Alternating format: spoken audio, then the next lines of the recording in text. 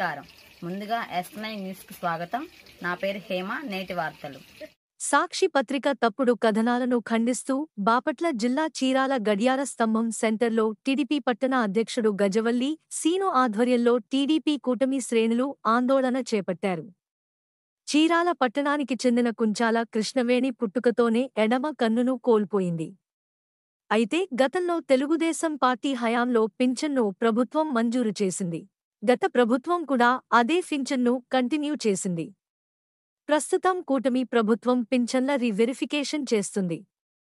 దీనిలో భాగంగా వైద్యుల వద్దకు కృష్ణవేణి టెస్ట్కి వెళ్లడంతో నీకు సర్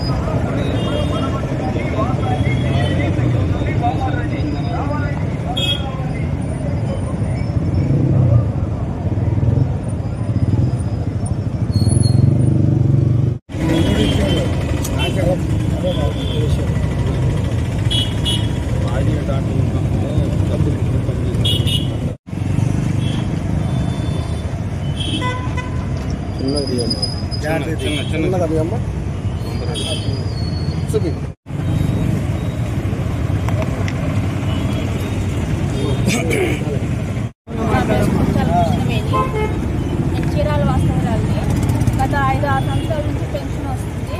పన్ను లేదని చెప్పి సడన్ వాళ్ళు పెన్షన్ మంజూరు చేశారు.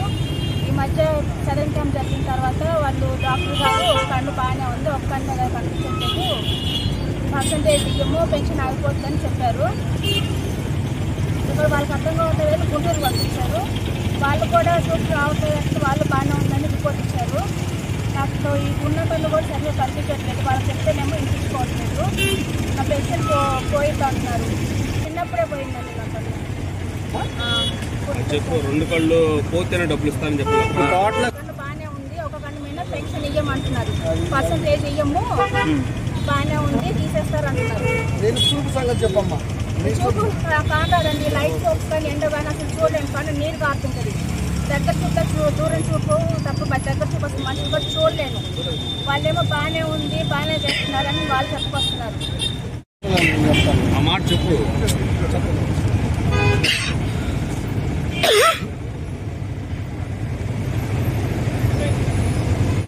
అంతకుముందు ఉన్న డాక్టర్లు డబ్బులు తీసుకొని ఇచ్చారా ఇవన్నీ అని ఖండించండి, సాక్షి కథనాలని ఖండించండి.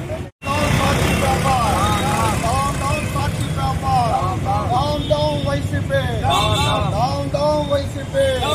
సాక్షి కథనాలని ఖండించండి.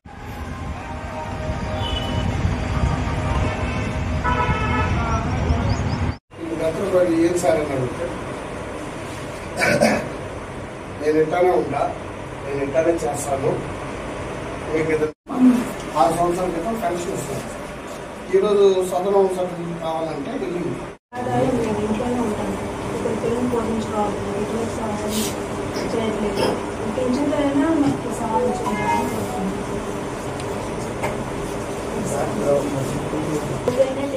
ఒక 3 రోజుల క్రితం సార్ చెప్పారు. చేపలు పడడానికి 20,000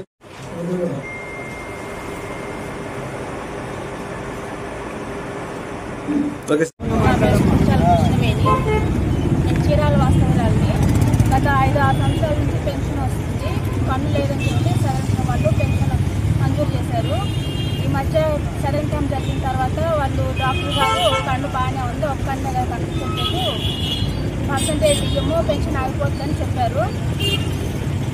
ఇక్కడ వాళ్ళకి అర్థం కావట్లేదు, గుంటూరు పంపించారు. వాళ్ళు కూడా చూసి రావట్లేదు, వాళ్ళు బాగానే ఉందని రిపోర్ట్ ఇచ్చారు. నాకు ఈ ఉన్న కన్ను కూడా సరిగ్గా కనిపించట్లేదు, వాళ్ళకి చెప్తేనేమో ఇంటించుకోవట్లేదు.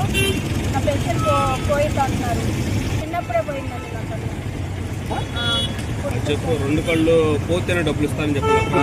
కన్ను బాగానే ఉంది, ఒక కన్ను మీద పెన్షన్ ఇయ్యమంటున్నారు, పర్సంటేజ్ ఇయ్యము, బాగానే ఉంది, తీసేస్తారు అంటున్నారు. నేను చూపు సంగతి చెప్పమ్మా. చూపు కాదండి, లైట్ సోప్స్ కానీ ఎండ కానీ అసలు చూడలేను, కానీ నీరు కారుతుంటుంది. దగ్గర చూపు దూరం చూపు తప్ప దగ్గర చూపు అసలు మనిషి కూడా చూడలేను. వాళ్ళేమో బాగానే ఉంది బాగానే చేస్తున్నారని వాళ్ళు చెప్పుకొస్తున్నారు. చేశాడో మరి ఆయన కూడా పేపర్ తుచ్చి పంపించాడో ఇంక తెలీదు. ఇక్కడ వచ్చేతలకి నిన్న నా దృష్టికి వచ్చింది. నేను చీరాల పట్టణ అధ్యక్షుడిని. అన్ని వార్డుల్లో ఎన్నెన్ని పింఛన్లు ఉన్నాయి ఏంటనేది మాకు క్షుణ్ణంగా తెలుసు. ఈ డాక్టర్ గారిని, సార్ డాక్టర్ గారు ఏంటండి ఇలా చేయాల్సిన కారణం ఏంటంటే మాకు రూల్స్ ఉన్నాయి. ఒక కన్ను పోతే కాదు 2 కళ్ళు పోతే నేను పింఛన్ శాంక్షన్ చేస్తానని చెప్పి అతని వితండవాదం మాతో నాయకులతో ఆడి మా మీద ఈ కథనం సాక్షి పేపర్ వారికి మరి అక్కడ మీడియా మిత్రులు ఎవరు లేరు.